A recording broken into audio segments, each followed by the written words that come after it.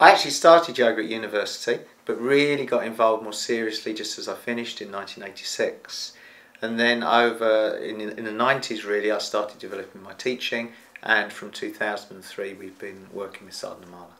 I started also probably in the mid-80s, lucky enough to be introduced to this tradition in 86, 87, and then did the teacher training course at 91.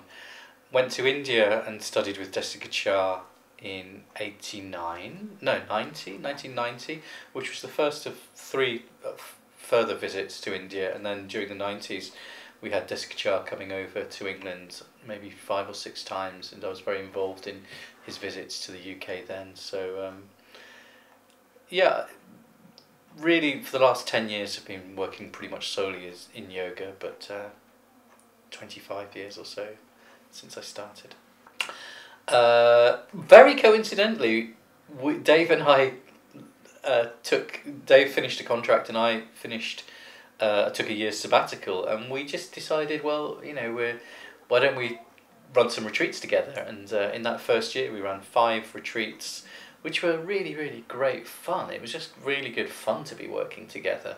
And I think... And they were slightly offbeat, weren't they? They were slightly offbeat, really interesting. Yeah. I think we got a buzz from working with Yeah. each other and kind of looking at things from a slightly different angle. And from then on... It's just grown from there, really. It's grown, developing the teacher training courses and the study courses. And what was that, 2004? 2003. God. I think it's really helped with bringing stability and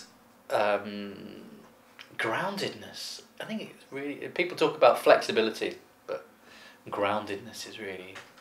Before you get flexibility, ground. And I think that's what it's done for me. It's really given me a good routine.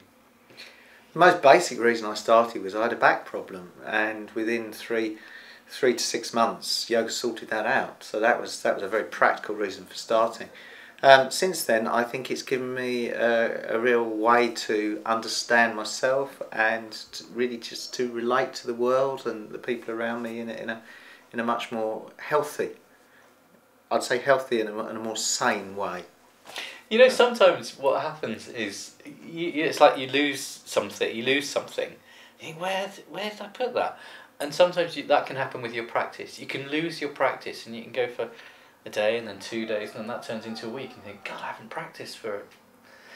But coming back to yoga when you haven't practiced for a while, it just feels like, this is so. It's like coming home. It is. You suddenly think, go back into what you mean. And even the first breath, God, they're back home. It's really, really a great sense of rediscovering something. It's coming back to something essential, isn't it? Yeah.